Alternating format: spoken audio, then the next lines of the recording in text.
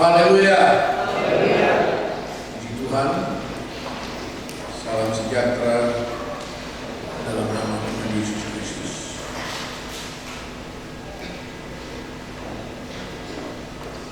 Kita sudah pelajari satu pribadi yang berharga dan dibanggakan Allah, yaitu Ayub. Karena Ayub memiliki kualifikasi rohani yang dapat dibanggakan oleh Tuhan, sebagaimana yang sudah kita pelajari terdahulu. Pagi ini kita akan pelajari salah satu contoh pribadi yang berharga dan yang dibanggakan Allah, sebagaimana kesaksian Alkitab yang akan kita pelajari.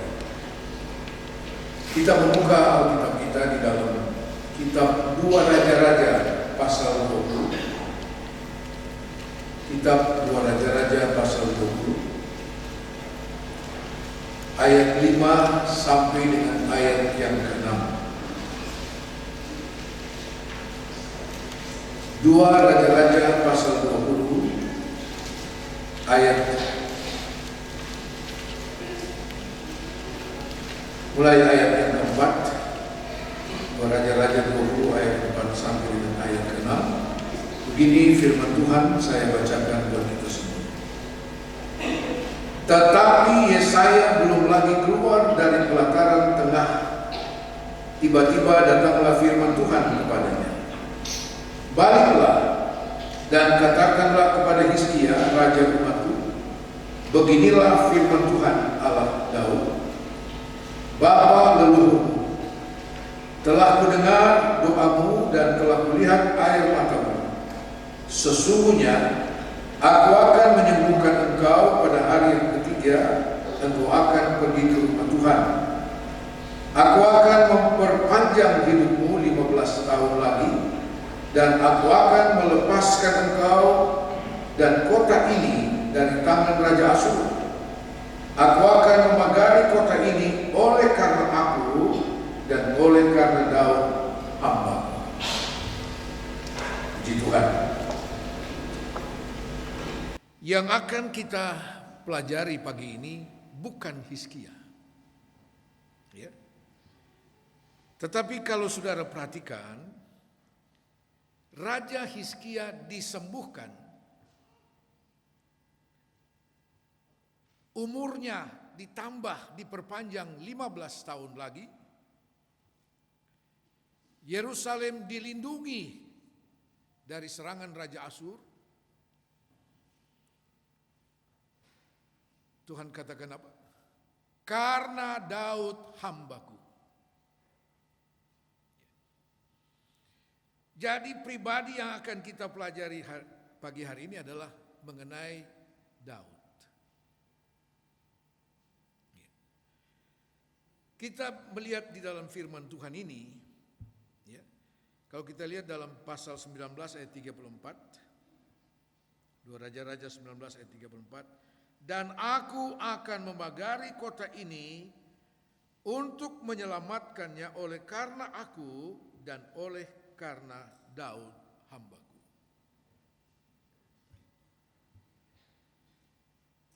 Dari cerita ini dapatlah kita menarik kesimpulan bahwa begitu berharganya Daud di mata Tuhan. Ya. Sehingga saudara bayangkan dikatakan Hizkia disembuhkan Tuhan setelah dia berdoa kepada Tuhan. Dan diperpanjang umur hidupnya 15 tahun lagi. Raja Asyur kemudian disingkirkan Tuhan yang sudah mengepung Yerusalem. Dan kemudian Yerusalem dilindungi. Tuhan bilang, karena aku dan karena Daud. Luar biasa bukan? Ya. Artinya Daud di mata Tuhan, ya, begitu berharga sehingga Daud mempunyai peranan yang sangat menentukan dalam perjalanan sejarah bangsa Israel sampai hari ini. Daud menjadi pribadi yang berharga dan dibanggakan Tuhan. Sehingga saudara bayangkan untuk kesembuhan bagi Hizkia, bagi diperpanjang umurnya, kemudian Yerusalem dilindungi. Tuhan bilang, karena aku dan karena Daud, hambaku. Ya. Padahal Daud sudah lama mati. Ya. Artinya bahwa Daud adalah pribadi yang berharga dan dibanggakan Tuhan. Sehingga Daud mempunyai peranan yang sangat menentukan dalam perjalanan sejarah bangsa Israel sampai hari ini. Nah, saudara-saudara, kemudian Injil Matius pasal 1 ayat 1, awal dari seluruh perjanjian baru. Saudara baca di sana bahwa dikatakan inilah silsilah Yesus Kristus, anak Daud. Kenapa bukan anak Yehuda? Karena Yesus keturunan dari suku Yehuda, dari bangsa Israel. Kenapa bukan Salomo yang sangat terkenal itu? Tetapi justru disebut anak Daud. Kemudian dalam 4 Injil itu, saudara, kita sering kali menemukan nama Yesus selalu dikaitkan dengan Daud, anak Daud, keturunan Daud. Kenapa bukan yang lain? Mereka yang lebih dahulu daripada Daud. Saudara-saudara sekalian, Yohanes pasal 7 ayat 42, Yohanes 7 ayat 42,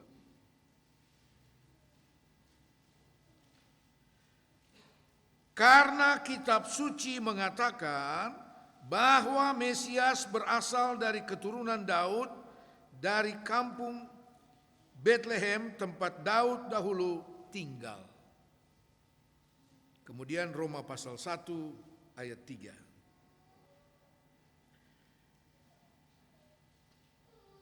Tentang anaknya yang menurut daging diperanakan dari keturunan Daud. Jadi kita melihat di sini bahwa Daud selalu dikaitkan dengan kehadiran Yesus di dunia ini. Disebut keturunan Daud, anak Daud. Kemudian kitab perjanjian baru yang diawali dengan kalimat Yesus Kristus anak Daud, diakhiri juga dengan kesaksian yang sama dalam kitab Wahyu pasal 22, Wahyu pasal 22 ayat 16. Pasal yang terakhir dari kitab Wahyu.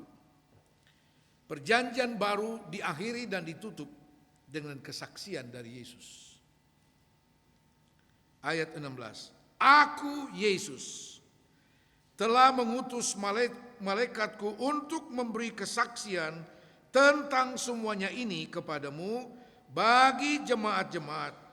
Aku adalah Tunas, yaitu keturunan Daud, bintang timur yang gilang gemilang.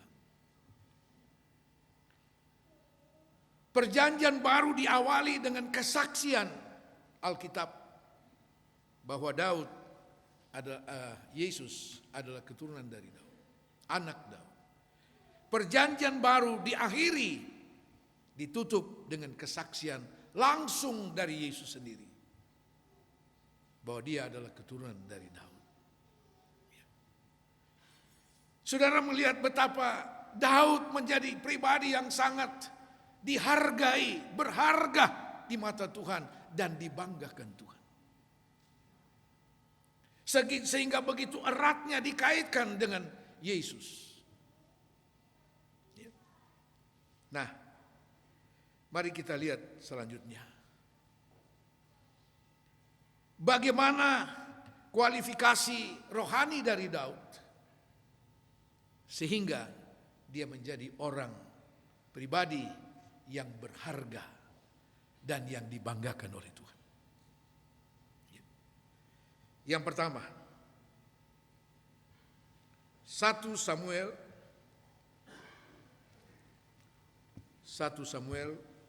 pasal 17 ayat 45 sampai ayat 46. Bagian firman Tuhan yang sudah seringkali kita baca, kita dengar. 1 Samuel 17 ayat 45 dan 46. Tetapi Daud berkata kepada orang Filistin itu, "Engkau mendatangi aku dengan pedang dan tombak dan lembing. Tetapi aku mendatangi engkau dengan nama Tuhan semesta alam, Allah segala barisan Israel yang kau tantang itu. Hari ini juga Tuhan akan menyerahkan engkau ke dalam tanganku, dan aku akan mengalahkan engkau dan memenggal kepalamu dari tubuhmu.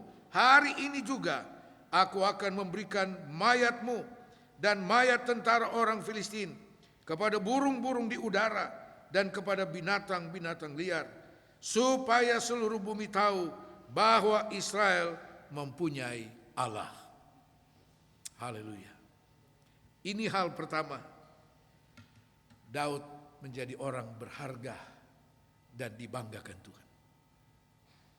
Ya.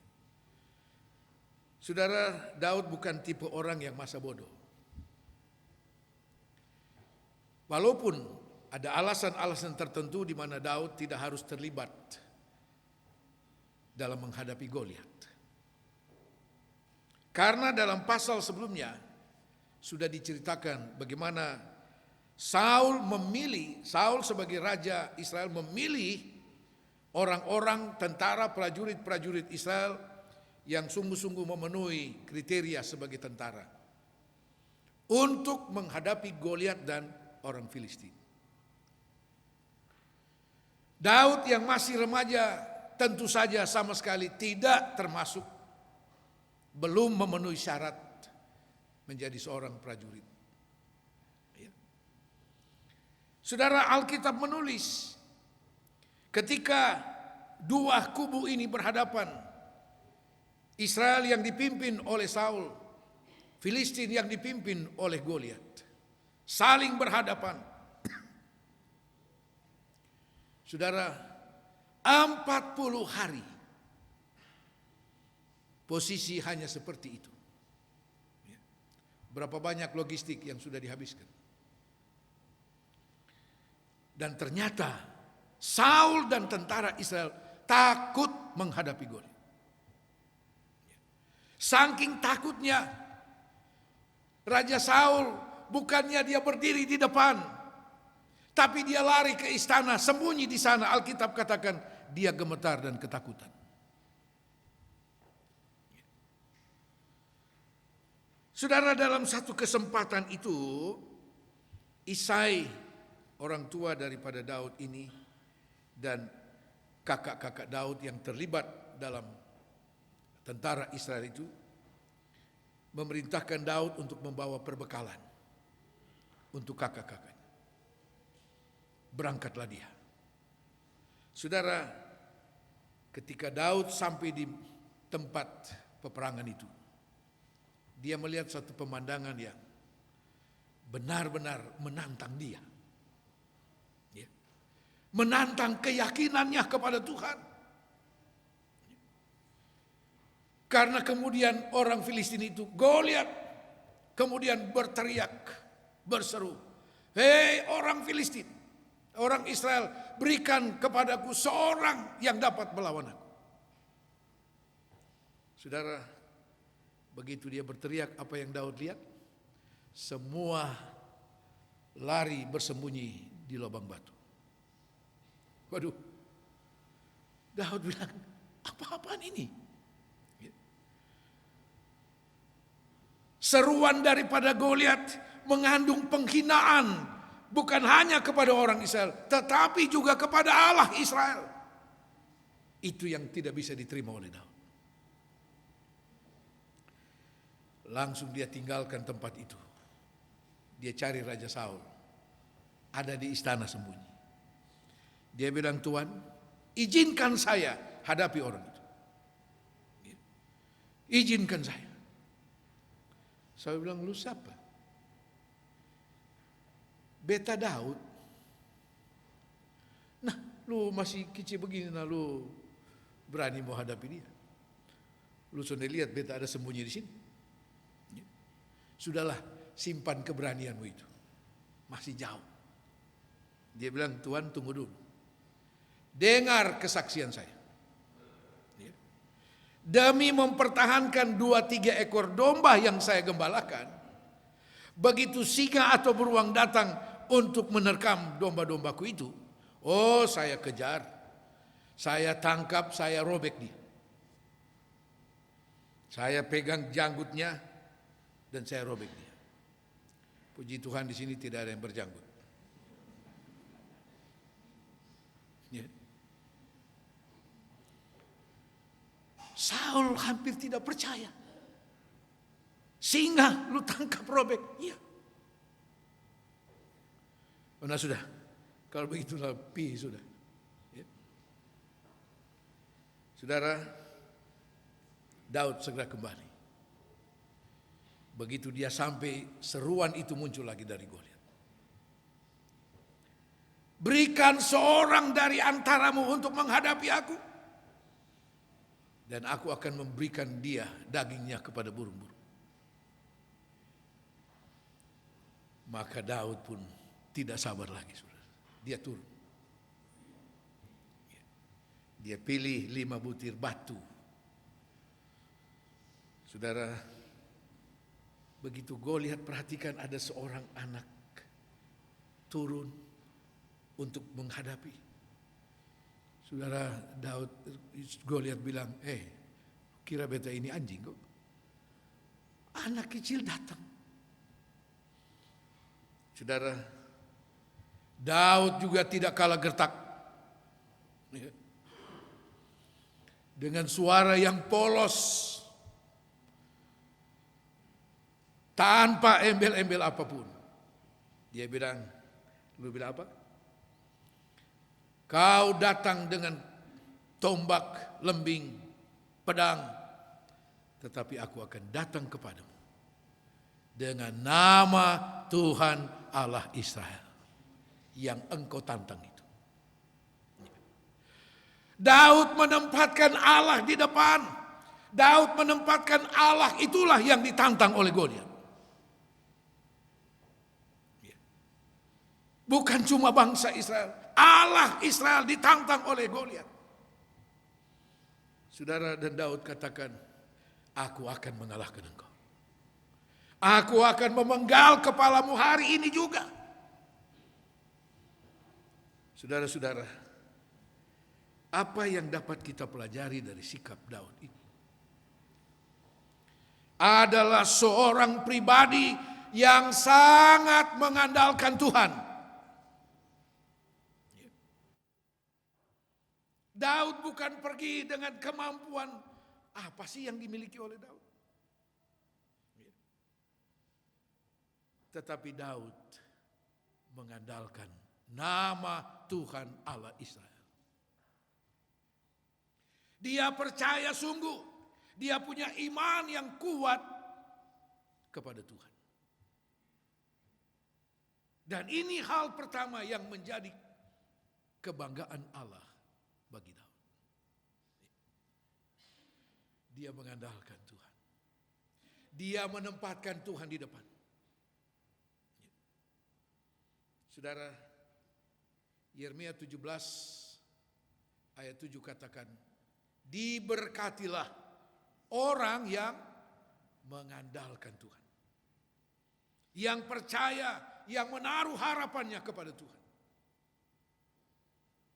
Daud punya perkataan iman dan tindakan iman.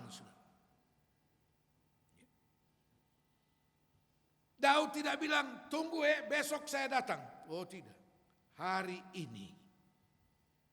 Haleluya. Hari ini. Saudara, bagi Daud, Tuhannya itu lebih dari siapapun. Nama Tuhan melebihi nama siapapun, Goliat sekalipun. Nama Tuhan Allah Israel bagi Daud itu lebih dari segalanya. Haleluya. Dan bersama dengan nama Tuhan tidak ada yang perlu ditakuti. Haleluya.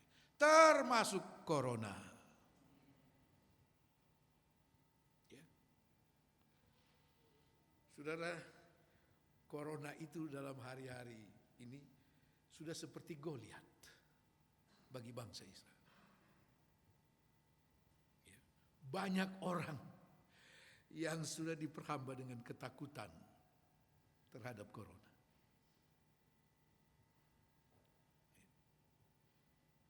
Daud bilang, hari ini aku hadapi engkau. Dan hari ini aku akan mengalahkan engkau. Saudara-saudara, Alkitab telah memperingatkan kita. Hari-hari ini adalah hari-hari yang jahat.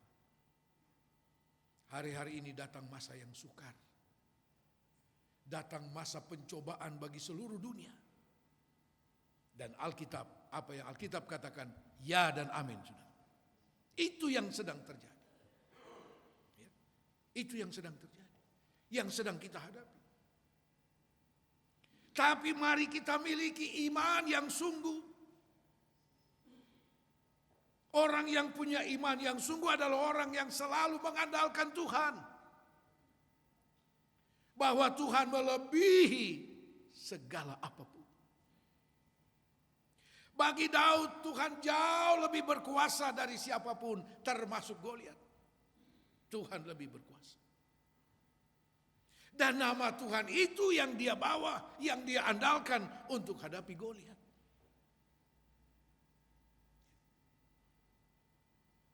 Haleluya. Puji Tuhan. Sampai hari ini, saudara dan saya masih tetap dilindungi Tuhan. Ya. Haleluya. Karena Alkitab katakan Tuhan buat perbedaan. Ya. Kitab Maleakhi katakan Tuhan buat perbedaan antara orang benar dan orang fasik. Antara orang yang beribadah dan yang tidak beribadah kepada Tuhan. Janganlah corona harus membatasi kita untuk beribadah kepada Tuhan. Haleluya. Cukup, kita sudah beri kesempatan 2 bulan lebih. Ya, cukup. Saudara, Daud adalah pribadi yang berharga di mata Tuhan. Dibandingkan dengan sekian banyak tentara prajurit Israel yang saling berhadapan dengan Filistin. Tapi begitu Goliat berseru, semua lari. Ya bagaimana tidak lari, Saul lari duluan. Ya. Pemimpinnya lari duluan.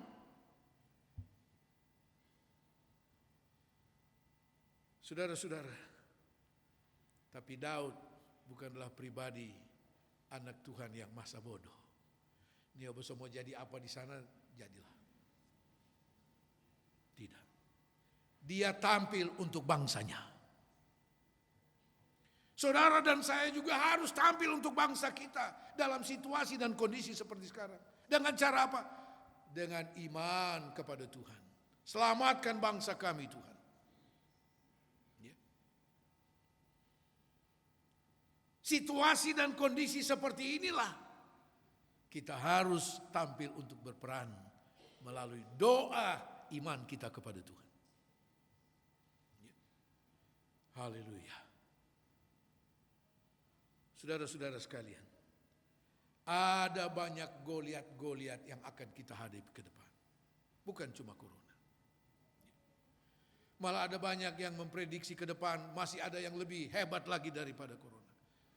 Saya mau katakan Tuhan kita lebih hebat. Ya. Tuhan kita lebih hebat. Apapun yang diprediksi akan terjadi ke depan, Tuhan kita lebih hebat.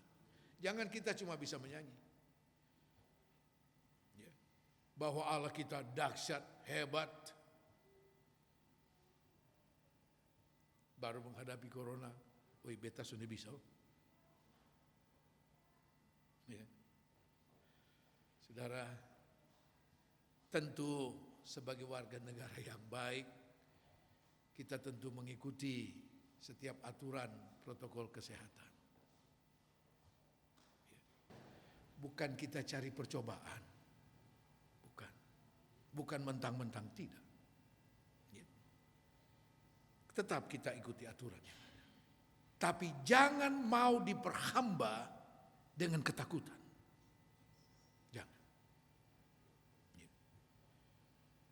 Kita tetap mengandalkan Tuhan.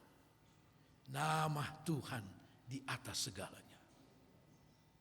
Dia berkuasa atas apapun. Segala kuasa tunduk kepada Tuhan. Ada cerita dalam Injil Lukas. Ketika Yesus sampai ke seberang Danau Galilea di Genesaret sana. Saudara, yang dia temui pertama apa? Orang gila yang dirasuk setan sekian lama dan tidak ada orang lagi yang sanggup atasi dia. Rantai, putus. Belenggu apapun dipasung, enggak bisa. Sampai orang tidak berani lewat di kuburan itu. Karena ada orang gila itu. Setan berkuasa atas tubuhnya. Tapi begitu Yesus sampai, dia berteriak, apa urusanmu dengan aku, hai anak Allah? Yesus kata, keluar engkau dari situ. Kuasa setan pun tunduk kepada Yesus. Tunduk kepada nama Tuhan. Haleluya. Tantangan apapun yang kau hadapi, dalam bentuk apapun, saudara, mari kita belajar andalkan Tuhan. Ketika kita mengandalkan Tuhan, percaya sungguh kepada Tuhan, untuk masalah apapun, engkau menjadi orang yang berharga di mata Tuhan. Engkau dibanggakan oleh Tuhan. Saudara, seperti firman Tuhan yang kita sudah dengar minggu lalu, melihat dan mendengar pernyataan dari prajurit itu, Yesus heran. Luar biasa orang ini. Ya. Luar biasa iman orang ini, prajurit ini. Di antara orang Israel pun tidak ada iman seperti itu. Ya. Ada satu kali lagi Yesus heran. Ya. Waktu dia kembali ke Nazaret, yang dikatakan kampungnya, banyak orang tidak percaya kepadanya. Yesus bilang memang Nabi tidak dihormati di kampungnya, sehingga tidak banyak mujizat yang dia buat. Lalu dikatakan Yesus heran dengan ketidakpercayaan mereka. Tapi saya mau Yesus heran karena iman kita. Haleluya. Engkau dan saya berharga di mata Tuhan. Mari belajar bertindak dengan iman, menghadapi apapun.